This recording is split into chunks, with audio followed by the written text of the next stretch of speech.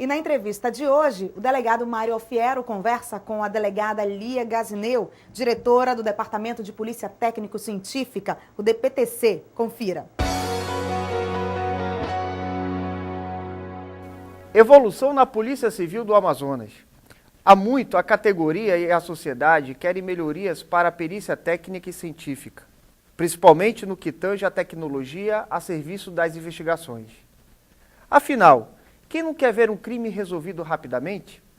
A Polícia Civil caminha para isso.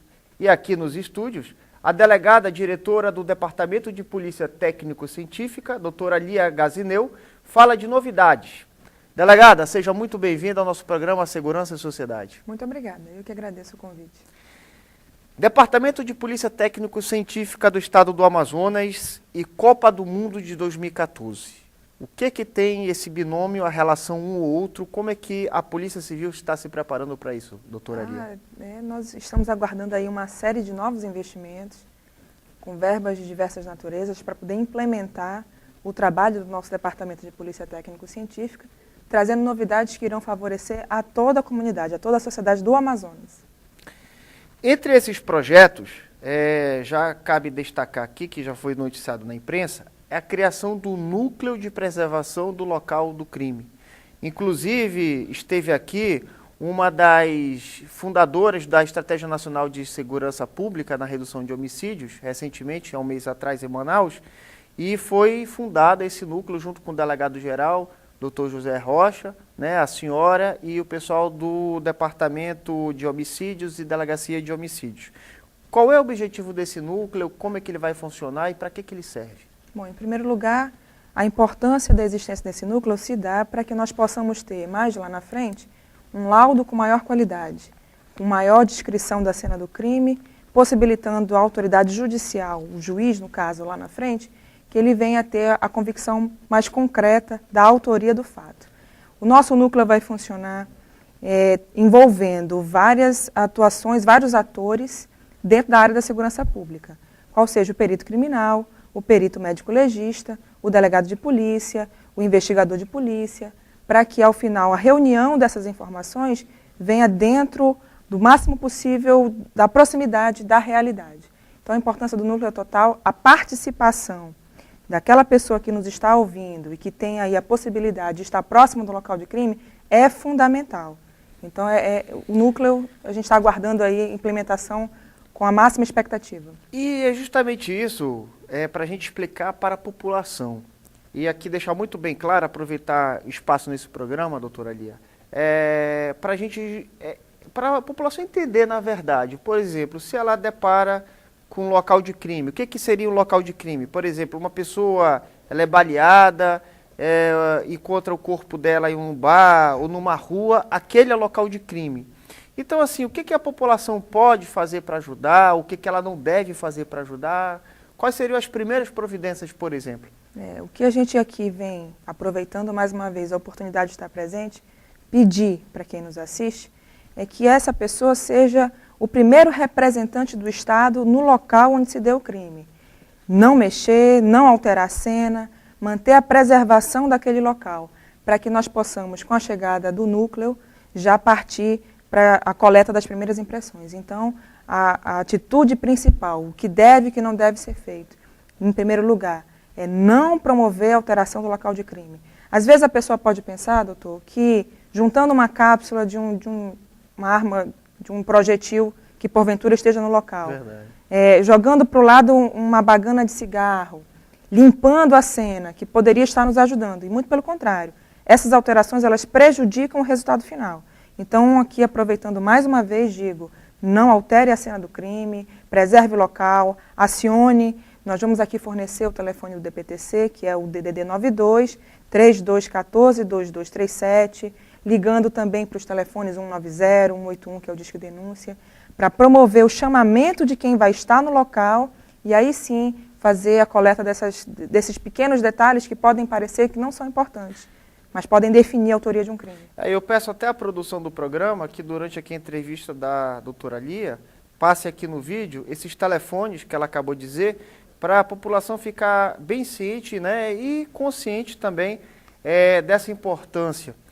Doutora Lia, uma outra coisa também, até só para complementar o que a senhora falou, às vezes tem alguns familiares, que a gente está falando de crime de homicídio, que às vezes, por desespero, querem tirar o corpo da vítima do local. Então isso também prejudica, né? Com certeza, porque o local e a forma como o corpo se encontra também podem dizer muito do crime, né? A forma como o corpo, por exemplo, cai ao chão, se é de dorsal, se é de decúbito, né? Tudo isso vai influenciar na leitura que os peritos vão fazer desse local de crime, né? De onde partiu o tiro, o local de entrada, o ponto de saída. Estamos falando aqui de tiro, mas pode ser também fruto de qualquer outro objeto, né? Uma faca, um corte.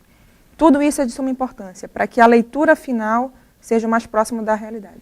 Já falando de local de crime, de homicídio, agora saindo do crime de homicídio, indo para outros tipos de crimes, por exemplo, furtos ou assaltos a residências, que é muito comum.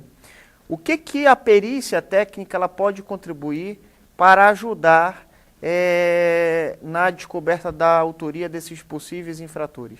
Além da questão, como você falou, do homicídio, nós temos aí a coleta de impressões digitais, nós temos a coleta de materiais biológicos outros que possam promover aí um resultado de comparação de DNA, o código genético, e uma série de outras questões. Podemos também estar produzindo laudos com relação a gravações, as fitas, né, as câmeras de vídeo, que hoje são mais constantes. Cada dia mais as pessoas vêm investindo nessa tecnologia. A segurança privada, né? Positivo. Nas câmeras internas de segurança. Então nós podemos estar fazendo aí essa comparação e essa coleta de informações para, ao final, somar, esse somatório de provas que vão aí auxiliar na definição da autoria.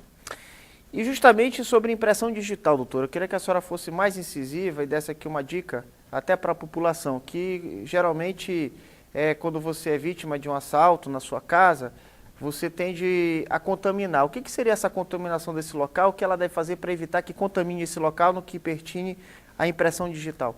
Em primeiro lugar, não toque em nada, porque nossas papilas elas fazem a transferência da nossa impressão digital.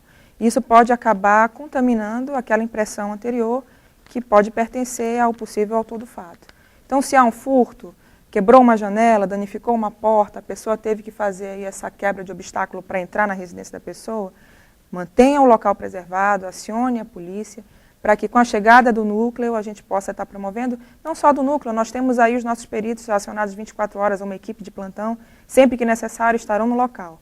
Mas tomando esse cuidado de não tocar, de preservar, de não alterar, de não limpar, uma gota de sangue, isso pode às vezes estar trazendo resultado positivo lá na frente. Então tem que ver, tem que chamar a polícia, né? Chame a polícia nesses números que estão aparecendo aqui no vídeo. É muito importante vocês anotarem esses telefones, coloquem aí na sua geladeira, né? Para que, se infelizmente você for vítima disso daí, chame a polícia, principalmente a perícia técnica, para ela fazer essas primeiras providências e você ter êxito, a polícia também ter êxito na descoberta do seu possível autor. Doutora, vamos falar também de uma outra coisa. Aqui o nome é meio feio. Eu queria que a senhora explicasse aqui para o nosso telespectador, que é o cromatógrafo. Esse equipamento chegou neste mês, agora de novembro, na Polícia Civil do Estado do Amazonas. O que é esse equipamento, o cromatógrafo, para que ele serve e o que vai ajudar no trabalho da Polícia Civil do Amazonas? O cromatógrafo gasoso, ele promove aí a leitura... Gasoso, né? Positivo. Ele tem até uma sigla, que é o CGMS. Certo. Ele serve para que o perito possa fazer aí a leitura desses outros materiais que pertencem à cena do crime. Identificar a origem desse material, o que é aquilo, né? Se é uma acetona, se é qualquer outro material pertinente, ele vai fazer a leitura daquele material e vai identificar a natureza dele. Para que tipo mais de crime isso serve? Para desvendar quais são os tipos assim, mais comuns que a senhora lembra que venha... Doutor, ele pode ser utilizado nos mais diversos crimes, desde que haja material para ser colocado no maquinário para possível identificação. Daí a importância da chegada desse material aqui conosco.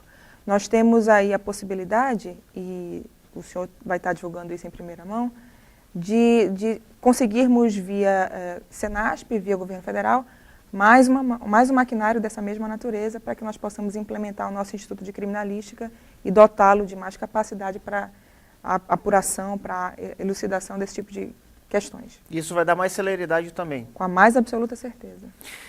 Uma outra situação é o laboratório de DNA. Ele já funciona no nosso estado, mas muitas pessoas ainda não conhecem, né, esse laboratório. Qual é a função dele e para que ele está sendo usado dentro da Polícia Civil, doutora? Bom, nós tivemos uma alteração na nossa lei processual penal. O nosso laboratório de genética forense, dentro do organograma, virá a ser agora um instituto e, como tal, ele abraça uma série de responsabilidades que é, no futuro, alimentar o nosso banco de dados para que todo aquele que venha a ser inserido no nosso sistema penal, no nosso sistema judiciário, ele venha a ser identificado. Que a identificação não seja apenas por fotografia ou impressão digital. Todos serão agora identificados com o seu código genético, o que vai facilitar, inclusive, a possibilidade de elucidação de crimes pretéritos. Né? Poder fazer aí a comparação com questões ainda em aberto. Algum homicídio, porventura, que esteja em aberto e que tenha essa pessoa, que tenha aquele material já colhido, para que nós possamos fazer a comparação. Isso independente do tempo que isso tenha ocorrido? Positivo. Se o material estiver devidamente preservado, é possível, sim, que seja feita a comparação. Outro exemplo bem marcante, a questão dos crimes de violência sexual.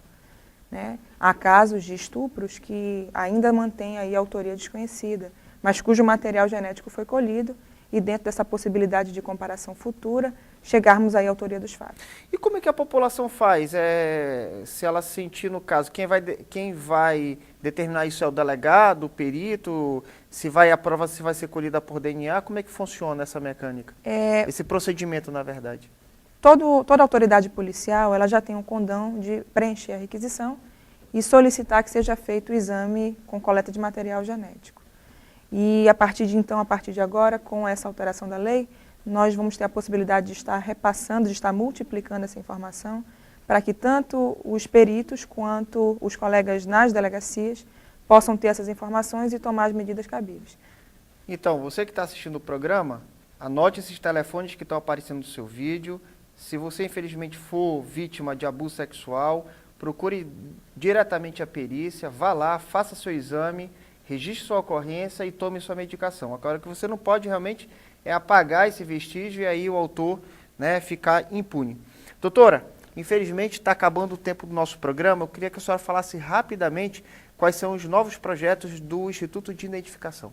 Bom, o Instituto está aí promovendo e lutando, juntamente com a nova direção da Polícia Civil, para a implantação do RIC, então a aquisição do programa EIFES, que é um programa que vai promover essa identificação mais completa do cidadão e vai alimentar o RIC, que é o Registro Único de Identificação Civil, que vai ser unificado em todo o território nacional. Doutora Lia, mais uma vez, obrigado por estar aqui no nosso programa. Vamos nos falar outras vezes, com certeza, que o Departamento de Polícia Técnico-Científica, com os 3 institutos sob a sua direção, vai ter muito trabalho pela frente. A gente agradece a iniciativa e nos colocamos sempre à disposição da sociedade, do senhor, do programa, sempre que for necessário. Obrigado, doutora Lia, mais uma vez. E você que gostou do nosso programa, então mande críticas e sugestões para os endereços que estão aparecendo no seu vídeo, para as nossas redes sociais. E o Segurança Sociedade da semana fica por aqui. Até o próximo programa.